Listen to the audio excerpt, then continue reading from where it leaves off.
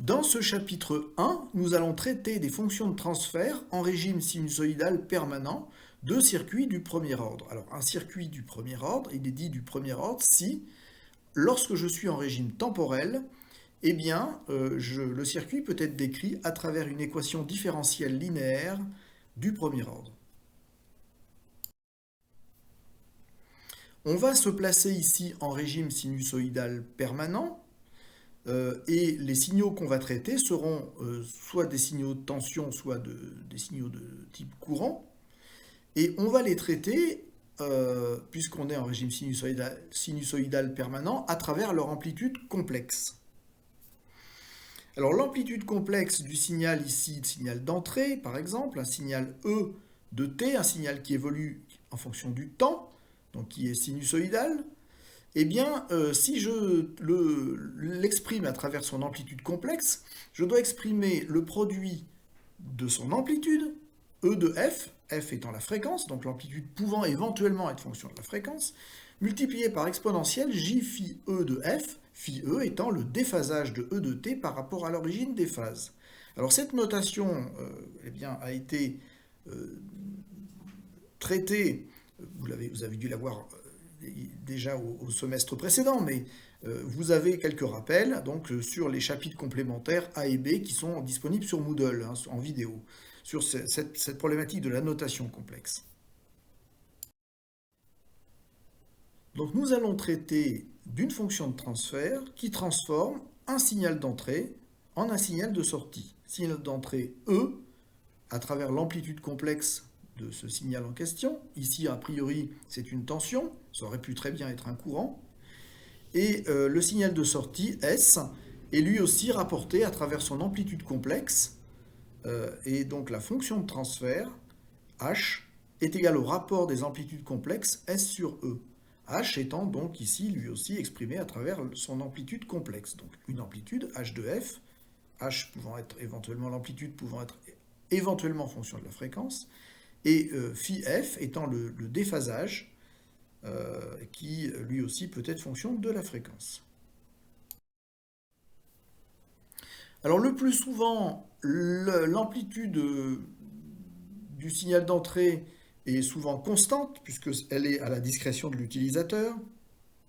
Donc quand vous faites une étude d'un point de vue expérimental, on prend un générateur de tension sinusoïdale dont on ne fait pas évoluer l'amplitude, parce qu'on va s'intéresser à l'amplitude de la sortie, mais celle d'entrée est a priori constante.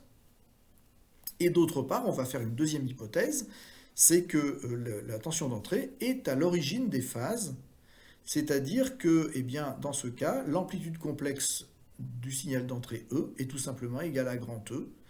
Ça simplifie un petit peu l'écriture. À partir de là, eh bien, il est possible de chercher très simplement à obtenir l'amplitude complexe du signal de sortie S. C'est tout simplement le produit H par E.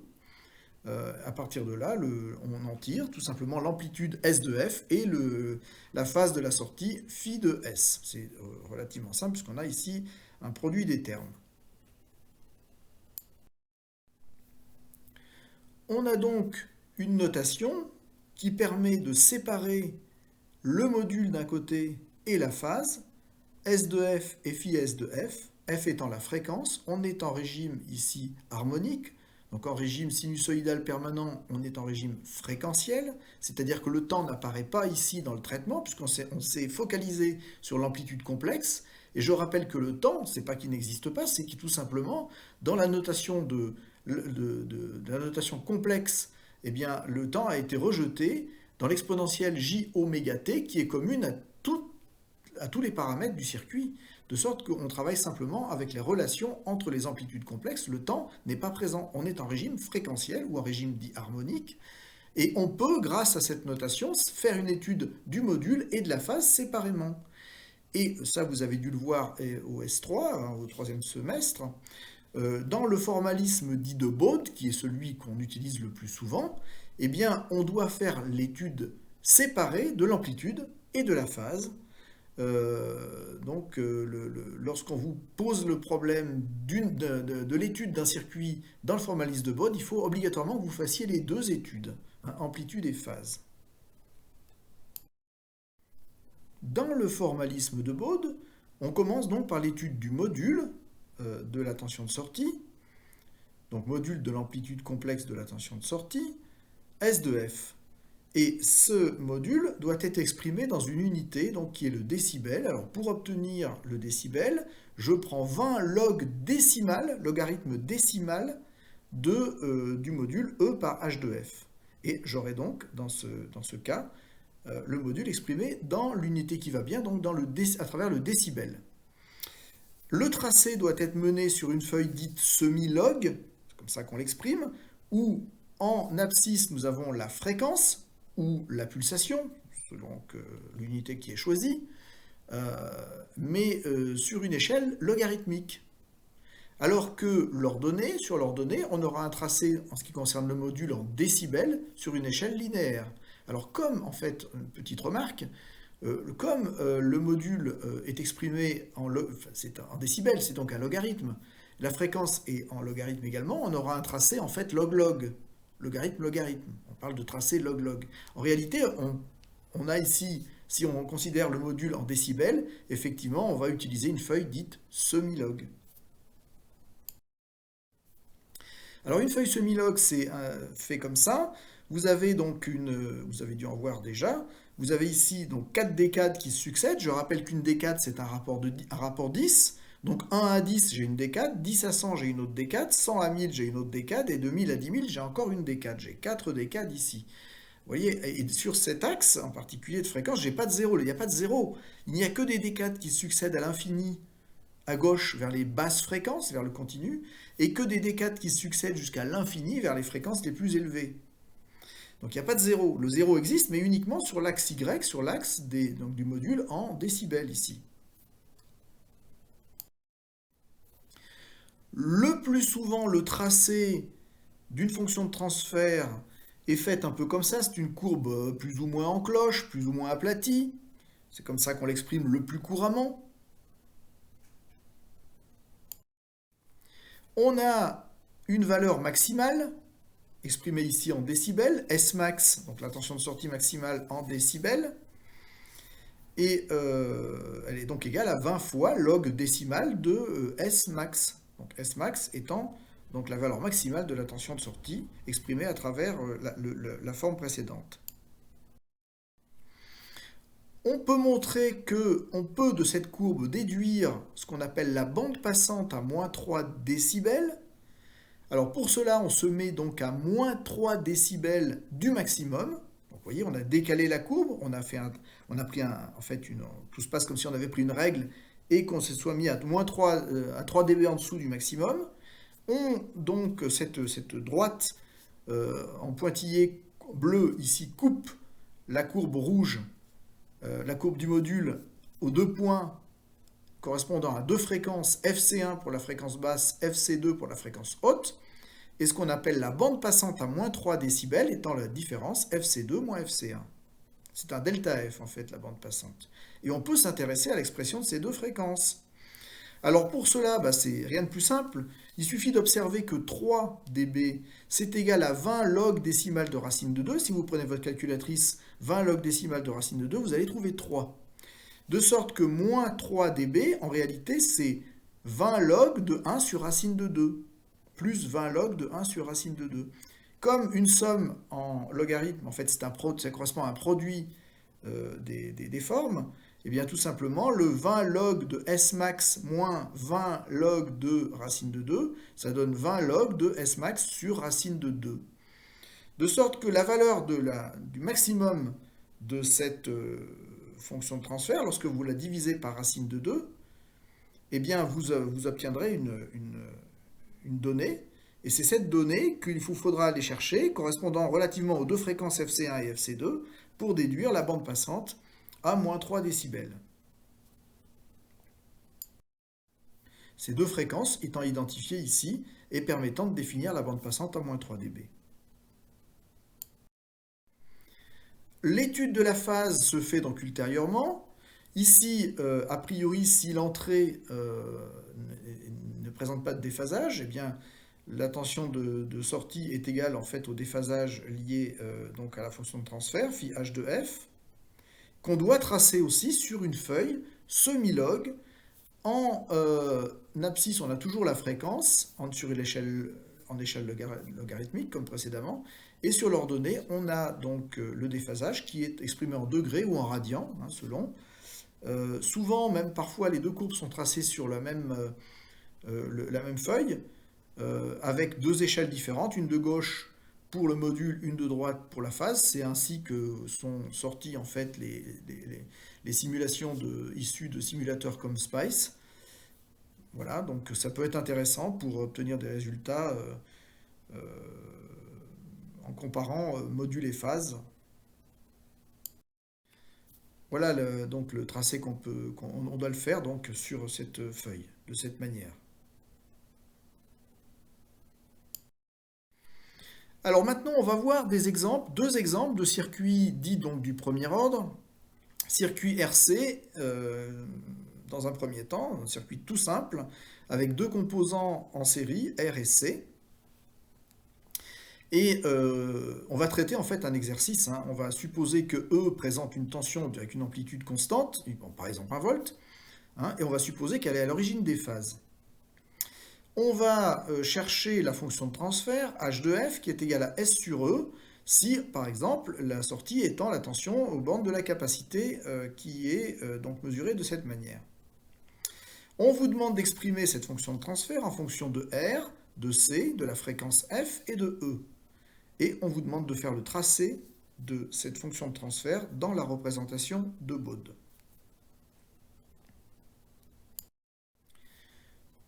Alors pour cela, on va appliquer tout simplement la loi des mailles dans la maille qui est identifiée ici, qui est parcourue dans le sens indiqué.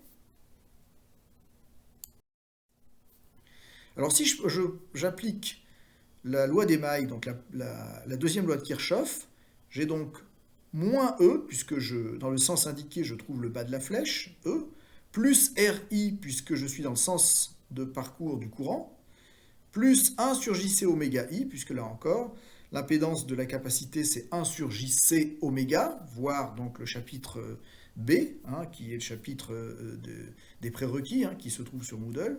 Donc l'impédance de C, 1 sur JC oméga, multiplié par I avec un signe plus, puisque là encore, je suis dans le même sens que le courant. Et tout ça est égal à 0, puisque je suis revenu au point de départ. Ceci me permet d'exprimer le courant. Le courant donc, est égal à 1 sur R plus 1 sur JC oméga multiplié par E. En sortie, nous avons la maille virtuelle en fait, qui se ferme sur la mesure de S, maille que je parcours dans le sens indiqué, maille dans le sens de la flèche verte.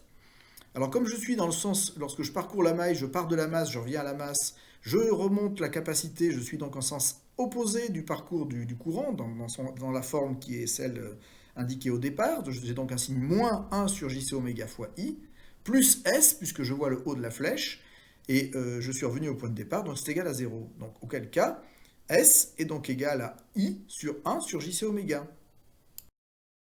En fait, I est égal à JC oméga fois S.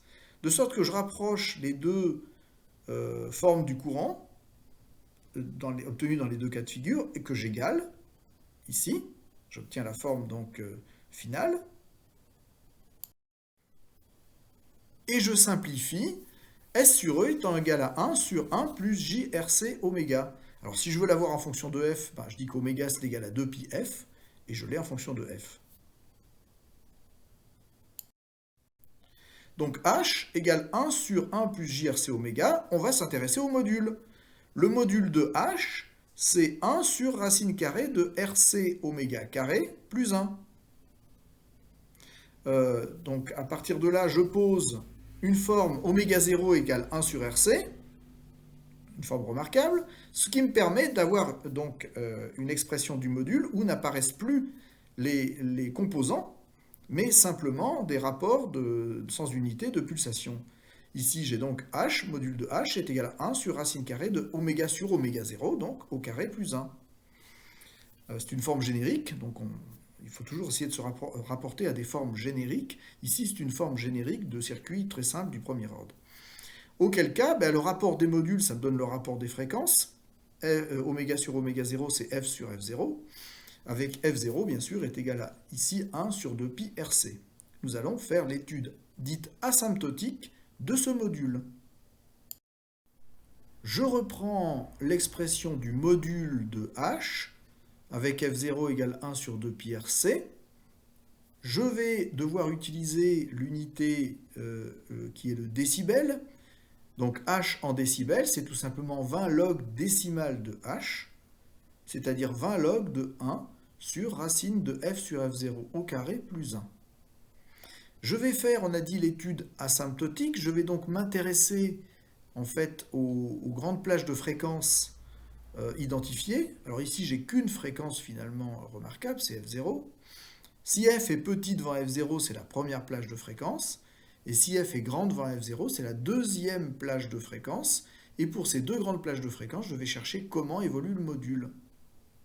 Alors, dans un premier temps, si f est petit devant f0, f sur f0 est donc petit devant 1, h tend donc vers l'unité, puisque f sur f0 étant petit devant 1, le carré est encore plus petit, et donc négligeable devant l'unité, de sorte que 20 log de 1 sur 1, ça fait 20 log de 1, ça fait 0 dB. On a donc une droite qui vaut 0 décibel sur toute la plage de fréquence pour f inférieur à f0. Ensuite, si f est grand devant f0, alors f sur f0 est grand devant l'unité, auquel cas, lorsque je le mets au carré, c'est encore plus grand, donc 1 est négligeable, de sorte que le module de h tend vers f0 sur f. Et lorsque je cherche ce module en décibels, ben je vais chercher 20 log du module, c'est-à-dire 20 log de f0 sur f, et que je vais ramener la fréquence au numérateur. J'ai absolument besoin d'avoir la fréquence au numérateur parce que je veux pouvoir exprimer les choses simplement. Donc je dis que cette forme est égale à moins 20 log de f sur f0. Et comme je fais un tracé sur une échelle logarithmique, et que le f est bien au numérateur, j'aurai donc une droite sur la feuille semi-log, la feuille de Bode qu'on a vue tout à l'heure. Quelle sera la pente de cette droite? Alors cette pente est exprimée le plus souvent en décibels par décade. Ça veut dire que pour trouver la pente, il va falloir que je prenne une décade. Alors c'est très facile de prendre une décade, c'est un rapport 10 entre deux fréquences. Alors deux fréquences, je vais prendre f0 et 10 f0. J'aurai bien une décade. Entre 0 et 10 f0, j'aurai une décade. J'ai un rapport 10. Pour f égale f0, j'ai 0 décibels pour le module. Et pour f égale 10 fois f0, eh bien j'aurai moins 20 log de 10. Log de 10, c'est 1, c'est-à-dire moins 20 dB. Donc, j'aurai une pente de moins 20 décibels par décade. La droite est établie à travers sa pente. Il me faut un point pour l'établir complètement. Un point, c'est très facile. Pour f égale f0, la forme vaut 0 décibels.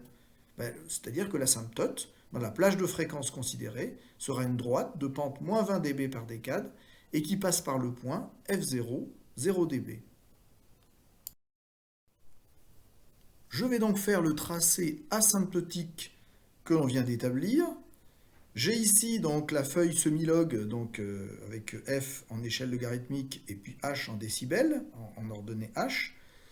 Et donc la fréquence f0 étant censément connue, je connais R, je connais C, 1 sur 2 pi RC, j'ai la valeur de f0. Lorsque f est inférieur à f0, on a exprimé une pente de 0 décibels. Et ensuite, à partir de f0, j'ai une pente de moins 20 dB par décade. Voilà à quoi ressemble le tracé dit asymptotique. J'ai donc les asymptotes. Le tracé de la courbe demande bien sûr à ce que l'on exprime, donc on trace la courbe complète, qu'on ne se contente pas des asymptotes. Alors on va considérer que la courbe et les asymptotes sont confondus lorsque je suis en deçà de f0, à peu près à une décade en dessous, à f0 sur 10, et à une décade au-dessus, à 10 fois f0, lorsque donc je suis en deçà de f0 sur 10 et au-delà de 10 fois f0, module et asymptotes sont confondus. Pour f égale f0, c'est un point de rupture en fait des asymptotes. Eh bien, je vais voir à quoi est égale la forme. Eh bien, j'obtiens tout simplement 1 sur racine de 2, c'est-à-dire moins 3 décibels. J'installe donc le point f0 moins 3 décibels et par continuité, donc avec les considérations précédentes, je peux tracer donc la courbe complète du module. Je considérerai donc que pour la fréquence f0, j'ai une coupure. On parlera donc d'un filtre passe bas, puisque c'est les fréquences basses qui sont privilégiées. Plus la fréquence augmente au-delà de f0, plus j'atténue. J'ai donc un filtre passe bas. Et f0 apparaît donc comme la fréquence de coupure haute à moins 3 décibels. La bande passante, donc, étant établie à une fréquence inférieure à f0.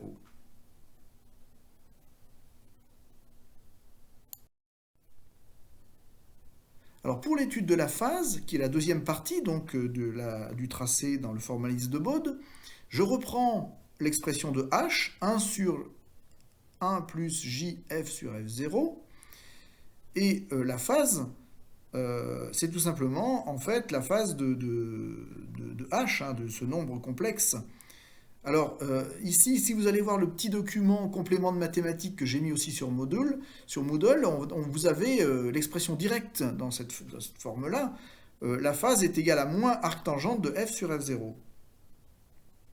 Alors à partir de là, il faut également faire le tracé asymptotique, comme on l'a fait tout à l'heure, c'est-à-dire prendre les deux plages de fréquence inférieures et supérieures à f0, et voir comment la phase donc évolue. Et quels sont les asymptotes dans les deux cas. Si f est inférieur à f0, alors f sur f0 est très petit devant l'unité, la phase tend donc vers 0.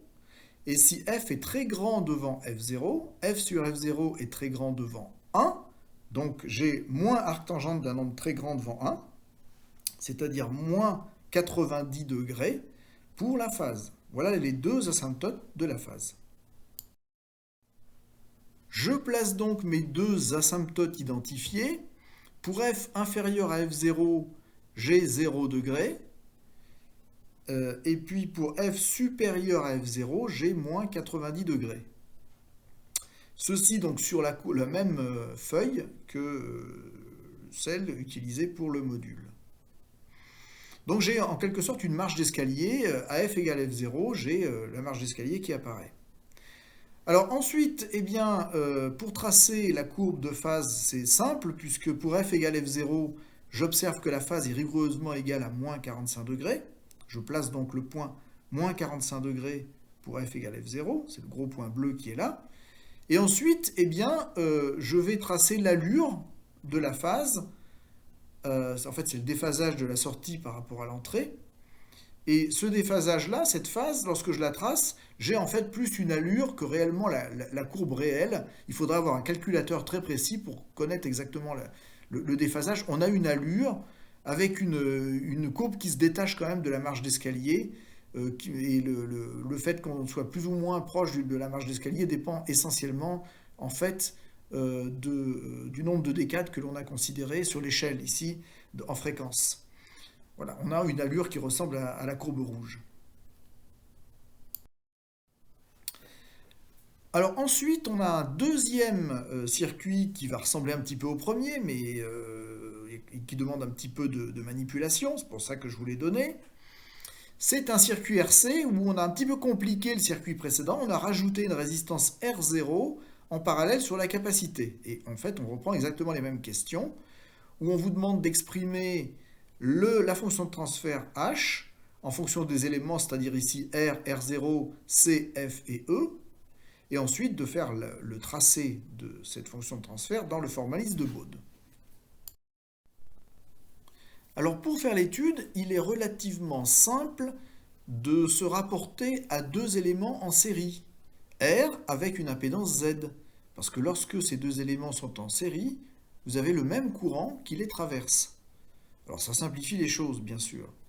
Alors pour cela, il suffit de chercher quelle est la forme de l'impédance Z qui est équivalente à R0 en parallèle avec C. Alors c'est simple parce que deux impédances en parallèle, eh bien l'impédance équivalente, c'est le produit des impédances sur leur somme. Ça, c'est vu l'année dernière et vu en particulier au S3 également. Alors le produit des impédances, c'est R0 multiplié par 1 sur JC oméga, sur leur somme, R0 plus 1 sur JC oméga. Je réduis au même dénominateur et j'obtiens Z égale R0 sur 1 plus J R0 C oméga. Donc R et Z sont en série, ici. Ils sont donc parcourus par le courant I, le même courant. Je reprends Z, donc la forme de Z. La loi des mailles dans la maille qui est identifiée ici est parcourue dans le sens de la flèche verte, me donne moins E, je vois le bas de la flèche, plus RI, si I est dans ce sens-là, plus ZI égale 0, donc I est égal à E sur R plus Z, tout simplement. Et ensuite, j'applique la loi des mailles dans la maille qui se ferme sur la mesure, S, en sortie. J'ai donc plus S dans le sens indiqué, je vois le haut de la flèche, moins ZI, puisque je suis dans le sens opposé à I, égale 0. Donc S égale à ZI. Alors, puisque j'ai l'expression de I qui se trouve juste avant, eh bien je la remplace. Donc S sera égal à Z sur R plus Z fois E.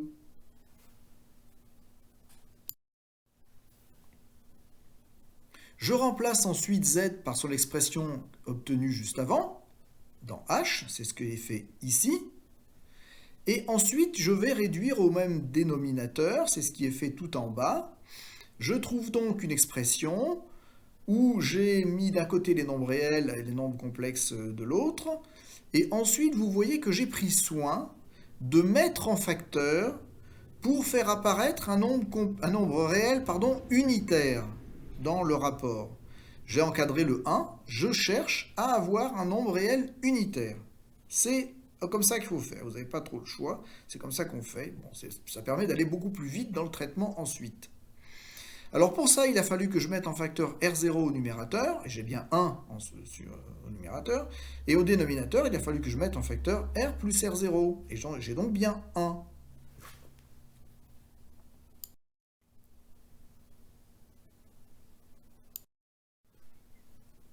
Alors ici, j'ai repris l'expression de H et j'identifie à des termes qui vont simplifier l'écriture.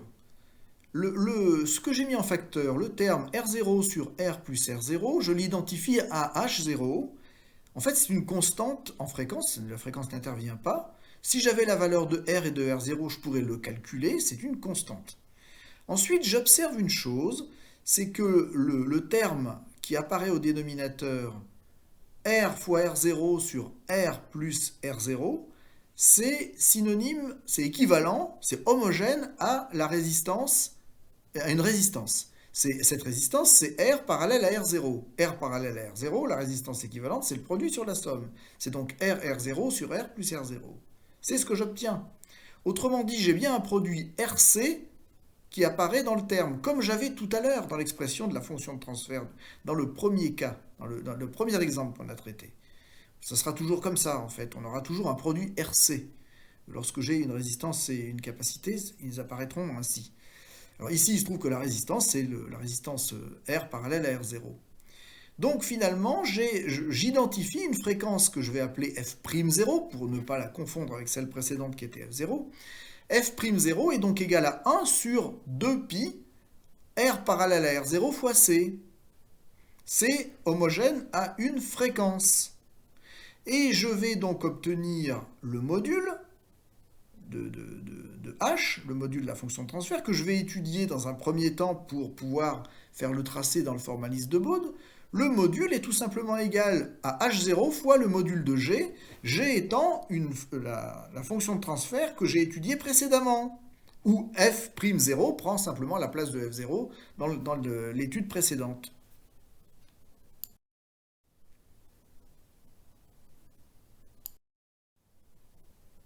Alors je vais aller chercher donc ce que j'ai déjà obtenu pour pouvoir faire un tracé immédiat. Je dois simplement, lorsque je vais exprimer les choses en décibels, puisque j'ai un produit H0 multiplié par module de G, eh bien lorsque je vais être en décibels, j'aurai donc 20 log de H0 plus 20 log de G, puisque le produit, lorsque je prends le logarithme du produit, c'est une somme des logarithmes. Et donc, je vais ajouter au tracé précédent une constante qui était 20 log de H0, donc que je vais pouvoir calculer si j'avais à le faire, je pourrais le faire très simplement.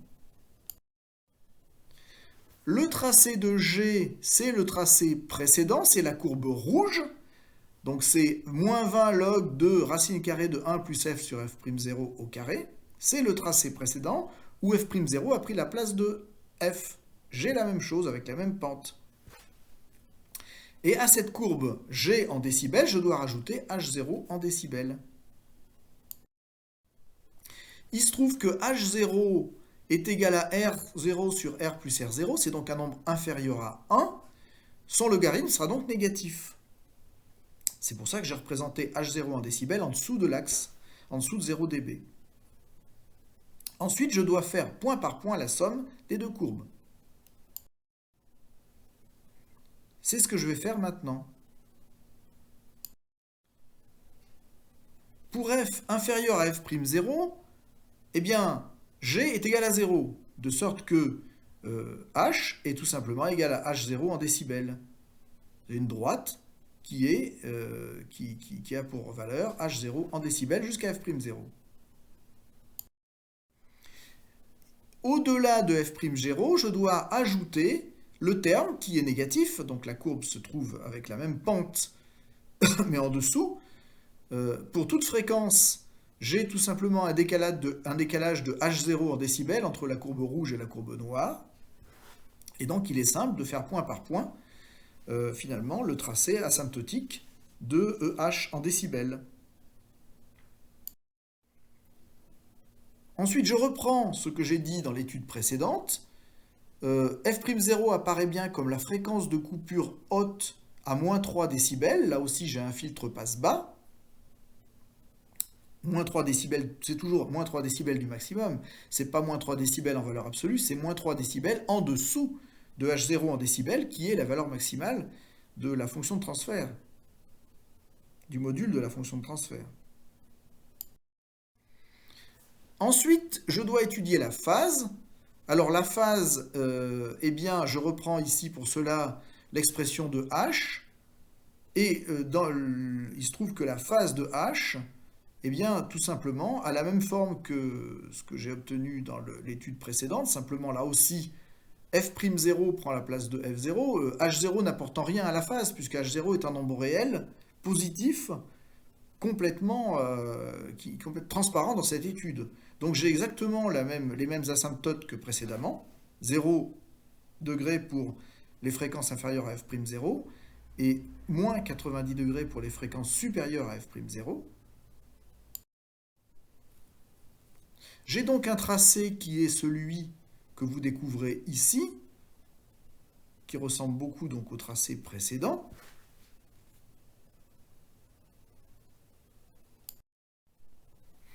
Et maintenant, vous avez 4 exercices d'application qui se succèdent. Dans ce premier exercice, on a deux résistances, donc une résistance R1 en parallèle à la capacité C1 et une résistance R2 en parallèle à la capacité C2. Ces deux éléments sont en série et il se trouve qu'on va chercher à exprimer la fonction de transfert S sur E lorsque le circuit est architecturé comme suit. Vous avez les valeurs des composants ici pour R1, R2, C1 et C2. On vous demande d'exprimer déjà la fonction de transfert G égale S sur E. Et ensuite, on vous pose, pour vous aider dans l'expression, dans le tracé, on vous donne deux fréquences remarquables que vous allez devoir identifier, qui sont celles que vous allez rencontrer lorsque vous allez faire les mises en facteurs, comme on l'a fait. On va toujours reprendre le même esprit de traitement des exercices. Vous allez voir apparaître deux fréquences de coupure qu'on vous donne ici, pour vous aider un peu. Et ensuite, on vous demande de déduire la forme de G en fonction des résistances R1, R2, F1, F2 et F, et de tracer G, ensuite dans le formalisme de Bode. Voilà pour ce premier exercice d'application. Le deuxième exercice d'application ressemble comme un petit peu au premier, simplement ici il est un peu différent parce que les résistances R1C1 et R2C2 sont en série. Dans l'exercice d'application numéro 3, ici vous avez par hypothèse deux résistances identiques, deux capacités identiques, qui sont en série en haut et qui sont en parallèle, donc sur là où je mesure la tension. Là, on vous demande d'identifier donc la fonction de transfert, et on vous pose deux résistances que vous allez devoir reconnaître, bien évidemment, et tracer ensuite l'exprimer G en fonction de ces fréquences-là qui vont apparaître dans le traitement, et ensuite en faire le tracé dans le formalisme de Bode. Alors ce montage-là a un nom, c'est le pont de Wien. Donc on vous demande de faire l'étude de cette forme. Et dans l'exercice d'application 4, eh bien là, cette fois-ci, on introduit une self, dont l'impédance, vous connaissez l'impédance, si vous avez quelques soucis, vous allez voir les chapitres complémentaires A et B, on vous donnera des choses autour de ça, et voilà les questions qui sont exprimées toujours autour d'une fonction de transfert sur ces deux impédances en série. Voilà, donc on fera ça ensemble en TD, on les fera en TD ensemble point par point, mais ce qu'il faudrait, c'est que vous les ayez fait avant, en amont des TD, pour pouvoir avoir les bonnes questions au bon moment.